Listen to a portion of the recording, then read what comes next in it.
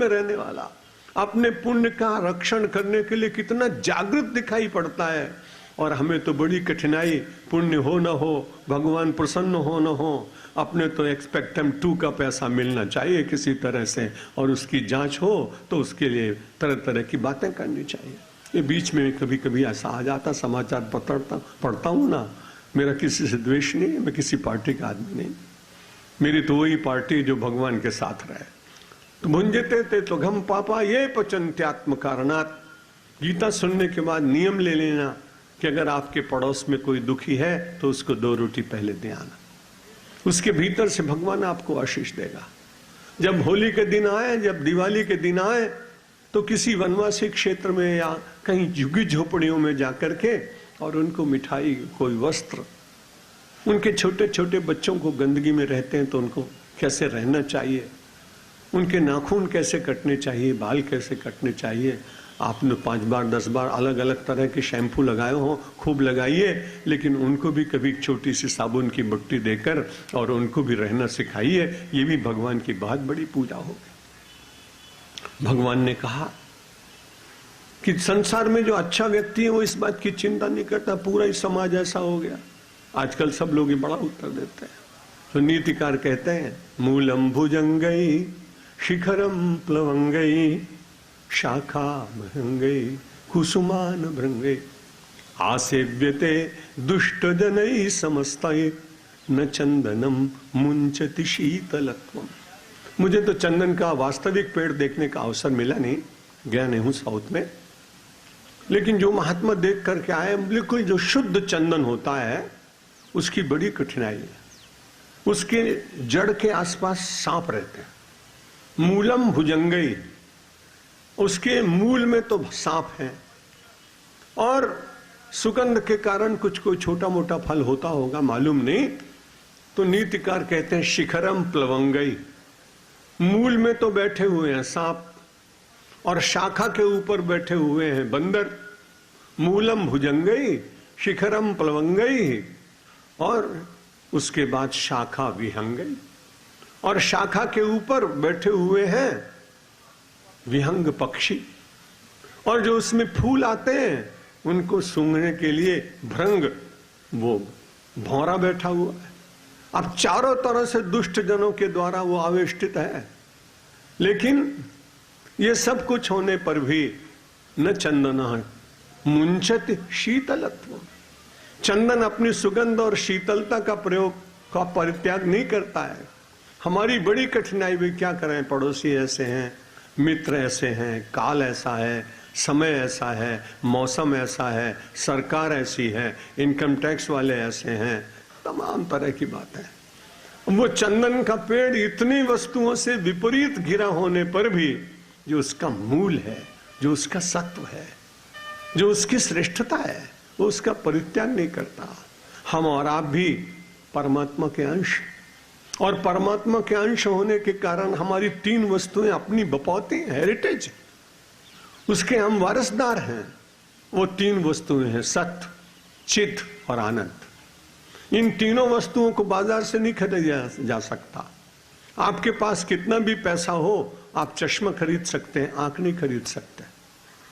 आप किताबें खरीद सकते हैं, आप बुद्धि खरीद नहीं सकते हैं। आप हाथ खरीद सकते हैं, लेकिन उंगलियों में बसी हुई कला आप नहीं खरीद सकते हैं। आप पेट खरीद सकते हैं, लेकिन भूख खरीद नहीं सकते हैं।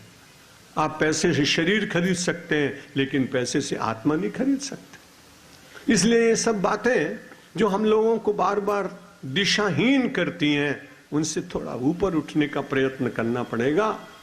भगवान ने कहा कि देखो, यज्ञ का बड़ा लाभ है। यज्ञ का मतलब समर्पण पूर्वक वस्तु की सेवन, और यज्ञ के तो बड़े शास्त्रीय वर्णन है, बहुत ज्यादा ग्रंथ लिखे गए उनके ऊपर, उसका विधान बहुत है। लेकिन सामान्य व्यक्ति की बात मैं करता हूं, और सामान्य सा साधु भी हूं, इसलिए बहुत ऊंची शास्त्रीय व्याख्या तो बड़े बड़े आचार्य करेंगे जो सोने चांदी गद्दी पर चलते हैं चवर छत्र लेकर। हमारे जैसा सामान्य आदमी तो सामान्य बात आपको कहेगा। और वो यज्ञ जो है वो भगवान का स्वरूप है। इसलिए यज्ञ से मिलता क्या है? भगवान ने कहा यज्ञ का अन्न खाने से बुद्धि शुद्ध होगी, और अन्नात् भवन्ति भूतानि, पर्जन्यात् अन्न संभवः, यज्ञात् भवति पर्जन्यो, यज्ञः कर्म समुद्भवा। वर्षा होती, बड़ी वैज्ञानिक बात है। जितने पेड़ कटते चले जाएंगे उतनी वर्षा कम होती जाएगी। पर्यावरण को शुद्ध करने का एक मार्ग यज्ञ है। तो हम तमाम तरह की धुआं, गैस, तमाम धुएं चिमनी से निकलते हैं, तो उस पर्यावरण को शुद्ध करने के लिए जब सुगंधित पदार्थ यज्ञ कुंड में डाल करके और हवन होता है, और पहले कभी कभी नहीं होते थे, प्रतिदिन लोग करते थे, छोटा छोटा यज्ञ रोज करते थे। आज भी अच्छे अच्छे जो महात्मा हैं वो लोग नित्य यज्ञ करते हैं। मैं तो सन्यासी हूं, इसलिए यज्ञोपवीत न होने के कारण मेरा यज्ञ में अधिकार नहीं। हम लोगों को कर्म कांड का अधिकार नहीं, लेकिन मैं तो कभी कभी लोगों के साथ बैठ जाता हूं, करता हूं। लेकिन बहुसंख्यक समाज जो ग्रस्त होता है, उसके प्रत्येक के घर में 5 मिनट का एक छोटा सा तांबे का यज्ञ कुंड होता था, और सब लोग अग्निहोत्र करते थे।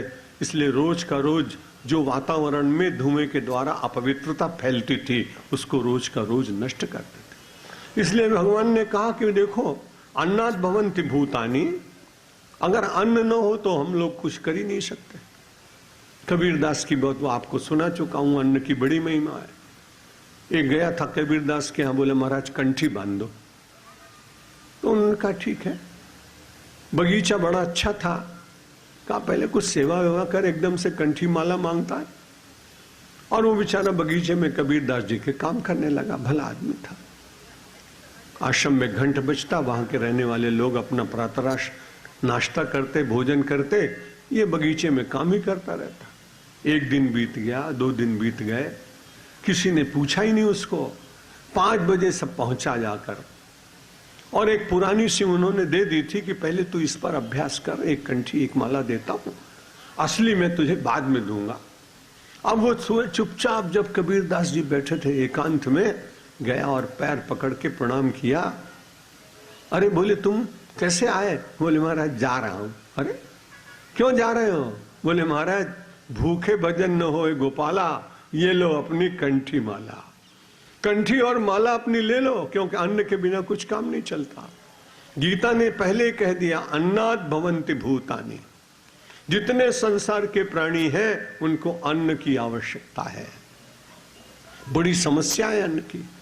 जब कम पड़ जाता है तो लोगों को दूसरे के यहां से दूसरे देशों से मंगाना पड़ता है। अन्नात् भवन्ति भूतानि और पर्जन्यात् अन्न संभवः। क्या बढ़िया बात कही भगवान ने, कि अन्न और वर्षा, इन दोनों का बड़ा संबंध है। अन्न, वर्षा और प्राणी। मनुष्य अन्न के बिना जीवित नहीं रह सकता। अन्न प्राप्त कैसे हो? वर्षा से प्राप्त होगा। और यज्ञ के द्वारा जब हम यज्ञ करते हैं तो उसके द्वारा पर्जन्य होते हैं, बादल बनते हैं, उससे वर्षा होती है। अन्नात् भवन्ति भूतानि, पर्जन्यात् अन्न संभवः, और यज्ञात् भवति, फिर उसके बाद कर्म ब्रह्म, यज्ञात् भवति पर्जन्यो, यज्ञः कर्म समुद्भवा। फिर यज्ञ के द्वारा वर्षा होती है, वर्षा के द्वारा अन्न मिलता है, अन्न को ग्रहण करने के बाद फिर कर्म करने की शक्ति आती है। कई बार हमने देखा है कि नवरात्र में बड़े अच्छे लोग उपवास करते हैं। जो लोग ठीक उपवास करते हैं उनको मैं बहुत धन्यवाद देता हूं। जो ठीक उपवास नहीं करते उनके लिए मैं कुछ भी नहीं कह रहा हूं। ठीक उपवास का मतलब उप माने निकट, वास माने बैठना। अधिक से अधिक भगवान के साथ बैठकर माला पाठ, मौन, और केवल दूध या जल या फल, बहुत थोड़ा, बहुत साधारण, उतना लेकर के बचा हुआ पूरा समय उपवास में व्यतीत करते हैं। उप माने निकट, वास माने निवास। परमात्मा के निकट बैठने का प्रयत्न करते हैं, तो उनका उपवास तो वास्तव में उपवास है। आप सब बहुत अच्छे हैं, आप अपने ढंग से करते होंगे। मोरिया का भात चाहिए, कूटू की पूड़ी चाहिए, सिंघाड़े का हलवा चाहिए, 3 तरह की सब्जी चाहिए, और फिर आलू चाहिए, शकरकंद चाहिए, और 9 दिन के अलग अलग मेनू बन जाता है। क्या अच्छा उपवास हो रहा है। भगवान आपको इस उपवास में उस उपवास की ओर ले जाएं जिसकी मैंने आपसे चर्चा की। बुरा नहीं है, इससे भी कुछ न कुछ लाभ तो होता ही है। लेकिन भगवान ये कहते हैं कि यज्ञ का शिष्ट भोजन करो, यज्ञ करो, यज्ञ करने से पर्जन्य होगा, पर्जन्य से अन्न की प्राप्ति होगी, और यज्ञ कर्म समुद्भवः। और फिर से एक प्रश्न उठाया किसी ने, मानो अर्जुन ने उठाया होगा, कि महाराज ये कर्म प्रारंभ कब से हुआ? उस प्रश्न का उत्तर मैं भी नहीं दे पाया हूं आज तक, और मैंने अपने से पूज्य जनों से भी पूछा, वो भी ठीक उत्तर दे नहीं सके।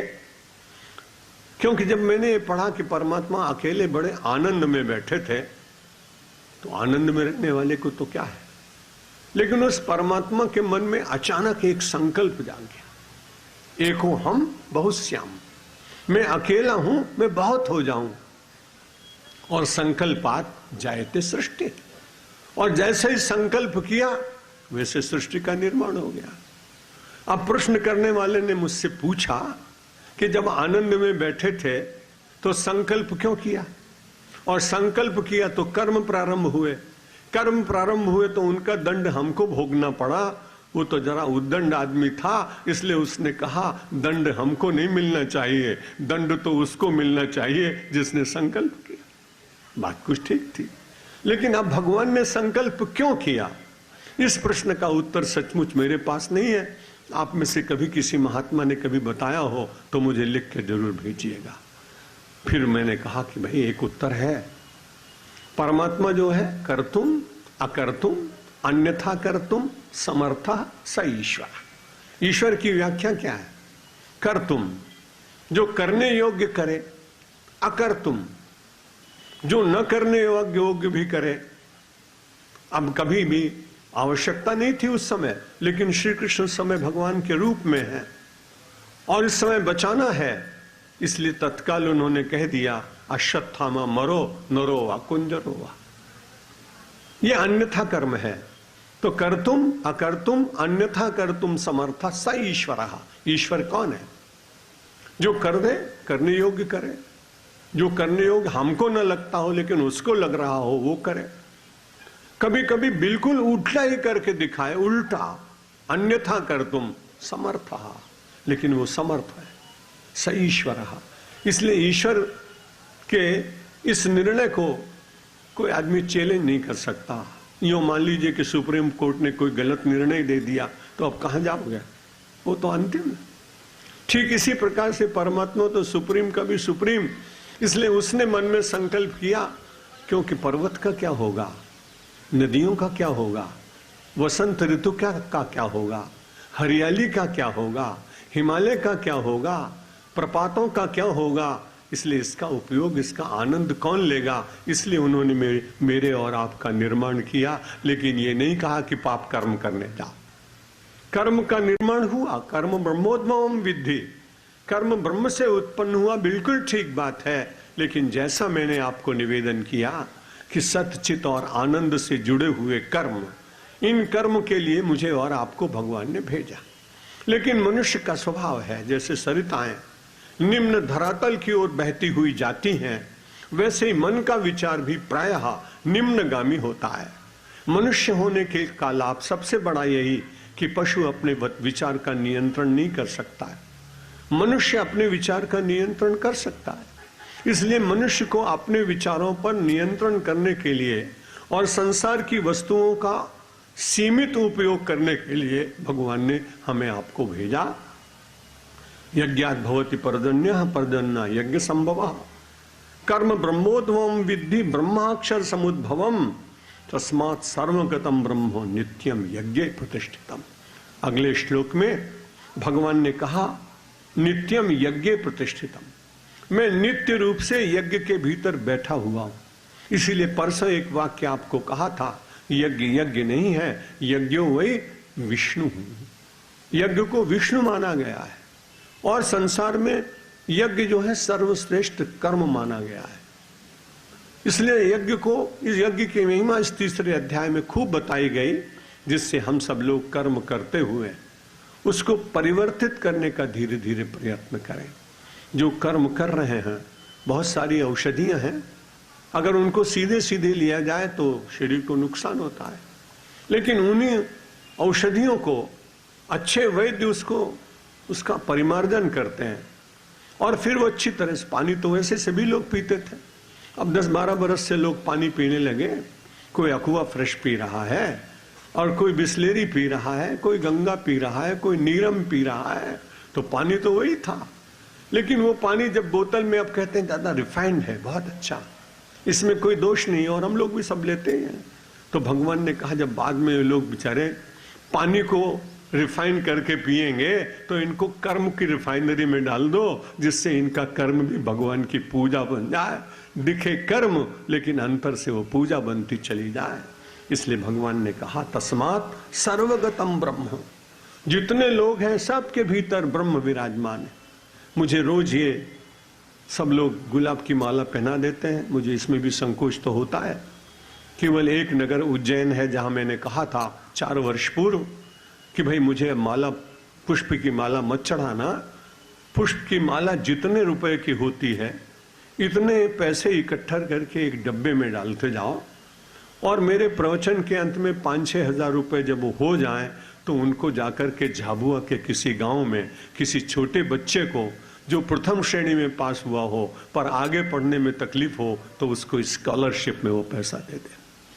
तो वहां के लोग तो मान गए, लेकिन बाकी लोग चढ़ाते हैं, आपकी श्रद्धा है, मना भी नहीं कर सकता हूं। जब ये बात हो गई तो दूसरी कठिनाई और मेरे सामने आई, फिर मैंने तब से चुप हो गया।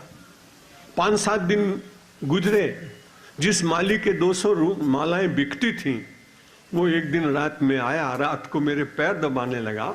मैंने कहा भैया क्या बात है? बोले मेरे पेट पे लात मारने के लिए आए हो। अब मैं क्या करता? फिर मैंने कहा भाई जिसकी जो इच्छा हो करो। मैंने अपनी बात बताई, आपको ठीक नहीं लगी या और किसी को ठीक नहीं लगी तो करें, तो हम लोगों को विचार करना चाहिए। इसी प्रकार से एवं प्रवर्तितम चक्रम नानुवर्तयति हया अघायुरिंद्रिया रामो मोघम पार्थ सजीवती। भगवान ने कहा वो व्यक्ति निरर्थक जीता है, बिना मतलब, उसके जीवन का कोई अर्थ नहीं, जो परार्थ नहीं है, जो परमार्थ नहीं है, जो किसी के काम नहीं आ सकता है, जिसकी प्रज्ञा, जिसकी बुद्धि, जिसका धन, जिसकी संपत्ति, जिसका वैभव, जिसका सौंदर्य, जिसकी कला केवल अपने लिए हो, तो वास्तव में उसको कहते हैं कि वो तो केवल मोघम, व्यर्थ में जीता है। और मोघम पार्थ सजीवति, कल कौन्तेय कहा था भगवान ने, आज पार्थ कहा है। कभी भी वो कुंती को भूलते नहीं, बार बार। प्रथा नाम था उसका, और प्रथा का पुत्र पार्थ। उन्होंने कहा देख तेरी माँ ने कितनी कठिनाइयों के बीच में भी जीवन का उद्देश्य और दिशा, उसके ऊपर आवरण पड़ने नहीं दिया, इसलिए अघायो इंद्रिया रामो। जो लोग केवल इंद्रियों के सुख में जीते, उसी को जीवन का सबसे बड़ा लक्ष्य मानते, वे तो पाप की ओर जा रहे हैं, और उनका जीवन मोघम व्यर्थम सजीवती। मेरा निवेदन है आपसे, परमात्मा ने बड़ी कृपा की है मेरे और आपके ऊपर, विश्व के ऊपर, कि उसने मनुष्य का तन दिया है, विवेक दिया है, बुद्धि दी है। और हर रोज मैं वंदना करता हूं कि जो लोग भारतवर्ष में उत्पन्न हुए अथवा भारतीय संस्कृति के उपासक हैं, वे लोग ज्यादा भाग्यशाली, क्योंकि उनके पास बहुत विकल्प है। अन्य धर्मों में विकल्प बहुत कम है, उनके पास एक ग्रंथ है। हम सब लोग कितने भाग्यशाली, वेद पढ़ लें, उपनिषद पढ़ लें, पुराण पढ़ लें, श्रीमद् भागवत पढ़ लें, रामचरितमानस पढ़ लें, नरसिंह मेहता के गीत गा लें, सूरदास के पद गुनगुना लें, मीरा के घुंघरुओं के बीच में खो जाएं, और जब सेना की ओर, जब देखें शौर्य की ओर, तो राणा प्रताप की ओर चले जाएं। शिवाजी का दृश्य देख लें, झांसी की रानी की चमकती तलवार दिखाई पड़ जाए, और जब त्याग दिखाई पड़े तो अपने राज्य का परित्याग करने वाले बुद्ध दिखाई पड़ जाए, महावीर दिखाई पड़ जाए। तपस्वी का दर्शन करना हो तो शंकराचार्य दिख जाए, ज्ञान का दर्शन करना हो तो ज्ञानेश्वर की मूर्ति में खो जाए। और इतने विकल्प परमात्मा ने मुझे और आपको दिए, किसी देश को नहीं मिले, किसी धर्म को नहीं मिले। बड़ा गौरव होना चाहिए अपने हिंदुत्व का, अपने सनातनत्व का, अपने आर्यत्व का, अपने भारतीय होने का। आइए, सारा भार जितना कर्म का लदा हुआ हो आज तक, आपसे प्रार्थना है, भगवान को सौंप देते हैं। अब सौंप दिया इस जीवन का सब भार तुम्हारे हाथों में, सब भार तुम्हारे हाथों में है, जीत तुम्हारे हाथों में और हार तुम्हारे हाथों में, और हार तुम्हारे हाथों में। मेरा निश्चय बस एक यही, एक बार तुम्हें पा जाऊं मैं, एक बार तुम्हें पा जाऊं मैं। अर्पण कर दूं दुनिया भर का सब प्यार तुम्हारे हाथों में, सब प्यार तुम्हारे हाथों में। जो जग में रहूं तो ऐसे रहूं, जो जल में कमल का फूल रहे, जो जल में कमल का फूल रहे। मेरे सब गुण दोष समर्पित हो, करतार तुम्हारे हाथों में, भगवान तुम्हारे हाथों में। यदि मानव का मुझे जन्म मिले, तो तब चरणों का पुजारी बनूं, तो तब चरणों का पुजारी बनूं। इस पूजक की एक एक रग का होतार तुम्हारे हाथों में, होतार तुम्हारे हाथों में। जब जब संसार का कैदी बनूं, निष्काम भाव से कर्म करूं, निष्काम भाव से कर्म करूं। फिर अंत समय में प्राण तजूं, निराकार तुम्हारे हाथों में, साकार तुम्हारे हाथों में। मुझ में तुझ में बस भेद यही, मैं नर हूँ तुम नारायण हो, मैं नर हूँ तुम नारायण हो। मैं हूँ संसार के हाथों में, संसार तुम्हारे हाथों में, संसार तुम्हारे हाथों में। अब सौंप दिया इस जीवन का सब भार तुम्हारे हाथों में, सब भार तुम्हारे हाथों में है। जीत तुम्हारे हाथों में और हार तुम्हारे हाथों में, और हार तुम्हारे